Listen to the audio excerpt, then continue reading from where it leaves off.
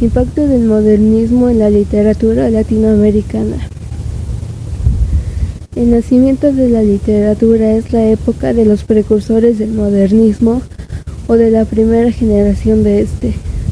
Refiriéndose a esta generación en el contexto latinoamericano, Enrique Anderson Imbert nos dice que es la primera generación de autores que se sienten plenamente libres y que, por ende, adquieren una incipiente identidad como latinoamericanos. Esta identidad se niega al antiguo régimen y por lo tanto también se niega a la literatura producida en sus propios países bajo el gobierno del mismo. Es, por tanto, una generación de autores que reaccionan en contra del neoclasismo y aún en contra del romanticismo, pese a que siguen siendo profundamente románticos en las obras que producen pocos años después. Por lo tanto, en la búsqueda de influencias voltean a otro lado, pero su mirada aún no se extiende más allá de Europa en un primer momento. Así que vuelcan sus ojos y sus lecturas a la literatura producida en este continente, principalmente en Francia. Rápidamente se siente una empatía y se acercan al Parnaso, al naturalismo, al simbolismo. Estos autores son principalmente poetas. La narrativa que se cultiva tardó un poco más en llegar a esta reacción, además de que mucha de la influencia europea también eran poetas. Los poetas latinoamericanos encontraron en el Parnaso su mayor influencia, pero también es notable en las obras el aderezo del simbolismo, poesía sumamente pesimista, incluso nihilista, que también formaba parte de Francia. Encontramos entonces unas expresiones que llegaría a entenderse como modernistas. El término modernismo no se refiere propiamente a una tendencia o a una corriente literaria concreta, así que se vuelve muy laxo, difícil de entender, hasta el punto en que encontramos que algunos autores nos dicen que el modernismo en realidad no existe, es solamente una forma mental que nos sirve para comprender hechos sueltos. La polémica acerca de este término es tan vieja como la época misma a la que se refiere. En aquella se pueden identificar dos tendencias: los inflacionistas y los deflacionistas.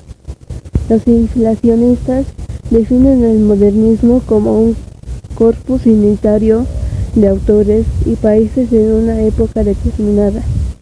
Los deflacionistas dicen que se trata de unos pocos años de actividad literaria promovida por un selecto grupo de autores latinoamericanos. Pese a la ambigüedad, privilegiaremos aquí a la segunda opción, acotando que en esta tendencia sí se pueden identificar algunas características propias, mas no lo suficientes como para hablar de una corriente literaria unívoca o concreta. Podemos hablar de una corriente literaria, pero no tan flexible y rica en formas y contenidos que se vuelve compleja como un modelo de análisis. El modernismo es meramente latinoamericano, que surge como un paso definitorio de lo que se puede llamar ahora literatura latinoamericana, pero con las influencias de las literaturas que ya hemos mencionado. En la primera generación se pueden observar experimentos en el uso del lenguaje y aún riesgos en la utilización de temas. Juegos pareciesen de pequeños en la búsqueda de la utilización óptima de su cuerpo. Así podemos entender a estos poetas que llegarán en la misma generación a una maduración, osadamente atrevemos a decir una decadencia de los medios expresivos.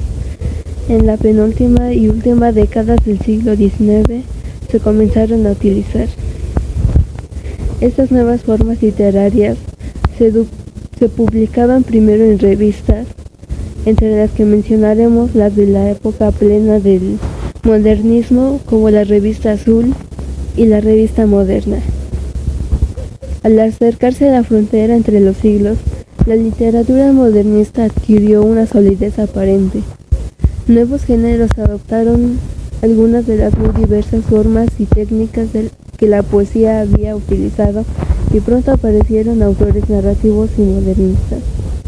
Un poco más tarde el modernismo arribó al ensayo.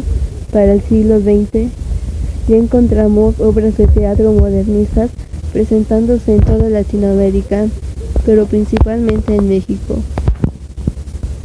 Los poetas, los mismos, algunos, continuaron escribiendo ya reconocidos fuera de Latinoamérica, muchos consagrados. Haremos el recuento de algunos de ellos.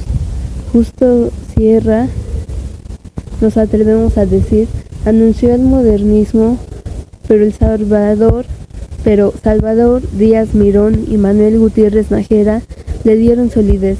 Díaz Mirón publicó un cuaderno de poesías y su voz conmovió a los lectores. En 1889, Rubén Darío le dedicó un medallón en una nueva edición pero posteriormente Díaz Mirón renegó de su propia obra y solo reconoció Lascas de 1901.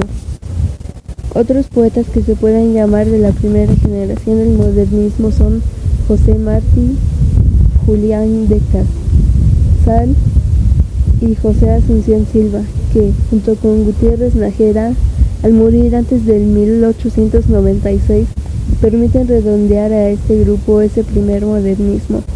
No es fácil de delimitar, pues encontramos autores como González Prada, Zorrilla de San Martín, Almafuerte, que fueron mayores pero que contribuyeron a la renovación poética de la época. Algunos autores no tienen características modernistas plenas. Incluso Gutiérrez Nájera se puede entender como un posromántico con falta de brío combativo.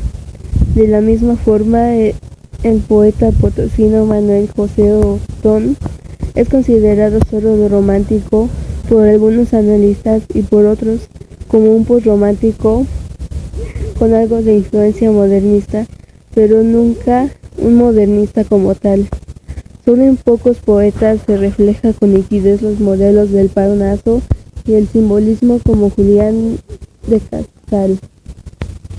Rubén Darío fue la gran figura del primer periodo modernista y también del segundo. Su obra representa el epítome de esta poesía como un movimiento estético y perfilado. Pese a todo, no hay una clara división entre el romanticismo y el modernismo. No son conceptos opuestos, no podrían serlo. Incluyen características comunes y autores comunes. La literatura modernista agrega los descubrimientos hechos por los románticos, la conciencia de la finalidad de la literatura. En la narrativa modernista se han identificado dos tendencias, la de narradores estetizantes y la de los realistas. La narrativa estetizante surge cuando la prosa modernista se vio en aprietos al tratar de novelar los recursos de la poesía por el conflicto entre la frase bonita y el cuidado del desenvolvimiento de la acción. Hubo quienes celebraron este nuevo género, pero muchas veces nos encontramos con mutilaciones que quedaron en palabrería. Sin embargo, quienes encontraron una visión profunda contribuyeron a la dignificación de la prosa castellana. Algunos estuvieron en ambos casos, como el venezolano Alejandro Fernández García. Entre los estetizantes hay que decir que encontramos una gran mayoría de poetas dados a la narrativa. Y también encontramos autores de cuentos y novelas, pero así como los románticos preferían la novela, los modernistas preferían el cuento. Los autores estetizantes más destacados fueron Darío, Gutiérrez Nájera, Coll, Lugones, Jaime Freire Quiroga. La narrativa realista encuentra sus recursos en el nacionalismo y el costumbrismo.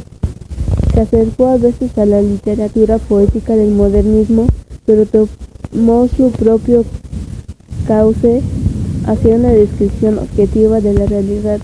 Volteó los ojos a las costumbres y paisajes de la región, en donde el sujeto contemplador se acerca al objeto contemplado. Los autores narrativos más destacados de la época en México son Federico Gamboa y Ángel del Campo, quien escribió con el seudónimo de Micro.